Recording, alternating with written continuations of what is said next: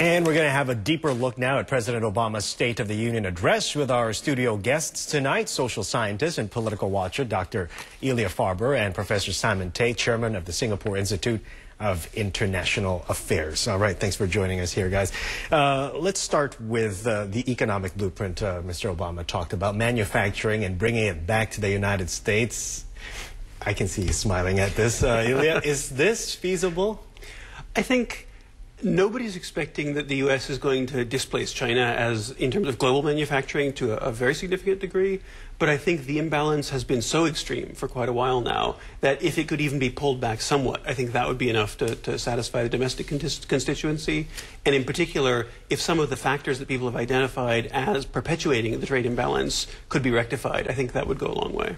All right. Well, we have a comment here on Facebook. Actually, it's from my dad saying here that he was sitting beside a Walmart representative on a flight back to Asia, and he says the representative told him they want cheap and good goods. That's why they are in China. So how do you think, can Americans actually afford made in USA products? I think for some goods it's possible. I mean, the cost of labor has gone up in China, and with the currency the way it is, costs in America have come down.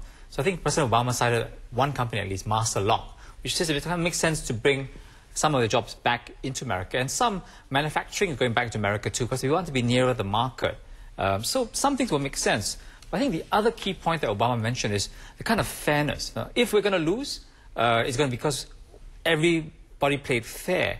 And he even challenged that if they play fair and America is one of the most productive workers in the whole world, America is going to win.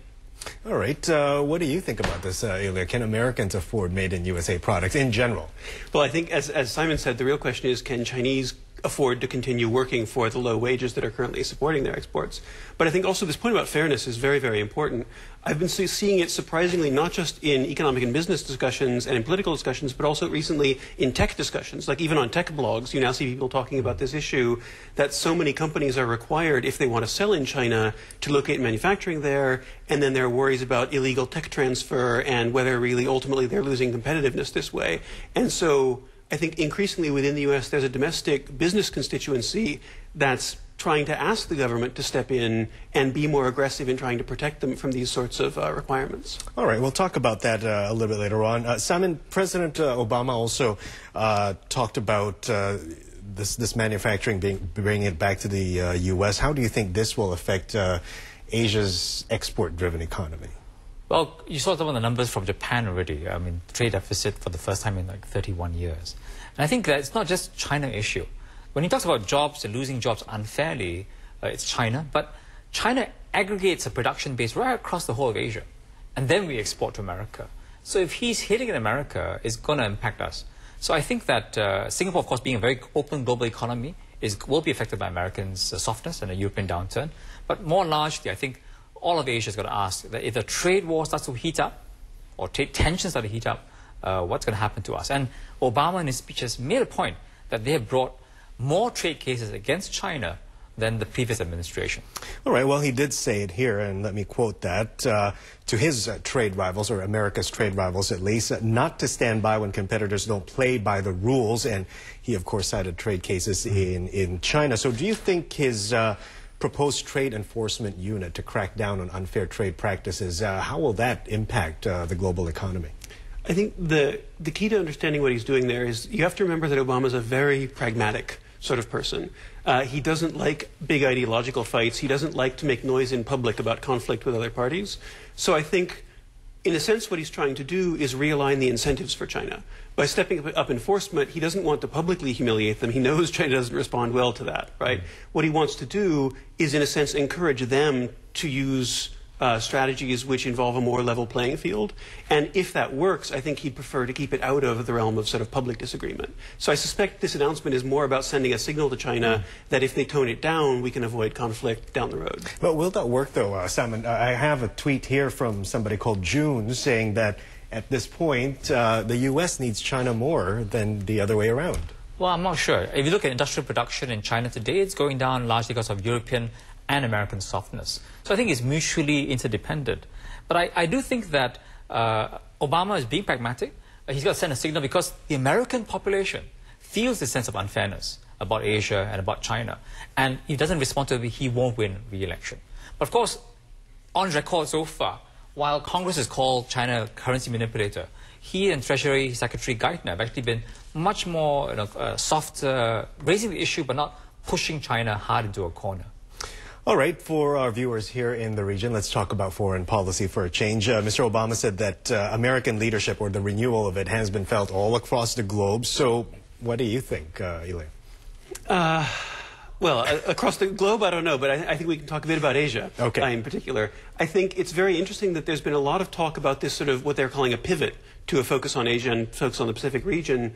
What I think is less clear is what that's going to mean in the sort of medium to long term, because there are two things going on. There's a lot of focus on economic and political relationships with countries in the region, with trying to strengthen ties.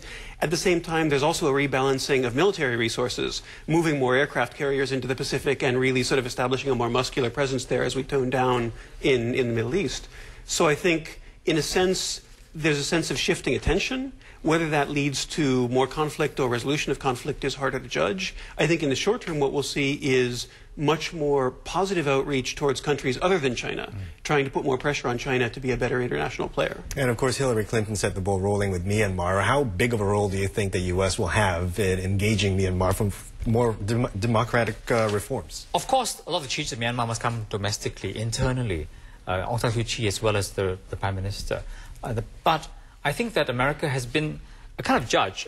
Last week, Mitch McConnell's visit has been very important. Senator McConnell has been one of those people who have been criticizing Myanmar for years. And if he started to see the change, then I think we can expect that sanctions will be eased and finally perhaps roll back sometime before the American elections. All right, one last question. I've been asked to ask this. President's speech is an attempt to secure his re-election. Your thoughts, very quick? Well, right now, Republicans are tearing themselves to pieces and getting to more and more extreme positions.